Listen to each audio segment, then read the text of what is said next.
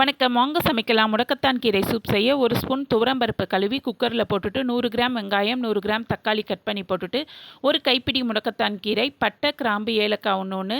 சோம்பு, சீரகம், மிளகு 1 ஸ்பூன், பெருங்காயத்தூள், மஞ்சத்தூள் 1/2 ஸ்பூன், 1 ஸ்பூன் இஞ்சி பூண்டு பேஸ்ட் போட்டு 2 டம்ளர் தண்ணி ஊற்றி குக்கர் மூடி 5 விசில் விட்டு சவுண்டு அடங்குனதுக்கப்புறம் நம்ம குக்கரை ஓப்பன் பண்ணிவிட்டு அந்த கீரையை ஃபில்ட்ரு பண்ணிவிட்டு கீரையை வரைக்கும் மிக்ஸி ஜாரில் போட்டு நல்லா நைஸாக அரைச்சிட்டு ஃபில்ட்ரு பண்ணி வச்சுருந்த தண்ணியை இந்த அரைச்ச கீரையில் போட்டு நல்லா கலந்து திரும்பவும் ஃபில்ட்ரு பண்ணி அந்த திப்பிலாம் தனியாக எடுத்து வச்சுக்கோங்க.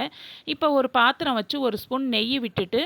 1/4 ஸ்பூன் சோம்பு, 1/4 ஸ்பூன் ஜீரகம், 3 பிரிஞ்சி இலை, கொஞ்சம் கருவேப்பிலை போட்டு பொரிஞ்சதுக்கப்புறம் நம்ம ஃபில்ட்ரு பண்ணி வச்சுருந்த அந்த சூப்பை இதில் ஊற்றி இப்போ தேவையான அளவு கல் உப்பு போட்டுட்டு 1 சொம்பு தண்ணி ஊற்றி நல்லா கலந்து விட்டு இந்த சூப்பை கொதிக்க விட்டு கொதிச்சோடனே மேலே 1 ஸ்பூன் மிளகுத்தூள் போட்டிங்கன்னா முடக்குவாதத்தை போக்கக்கூடிய முடக்கத்தான் சூப் ரெடி.